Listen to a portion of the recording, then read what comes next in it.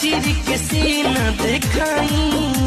हो पागल के दुनिया जहान बड़ा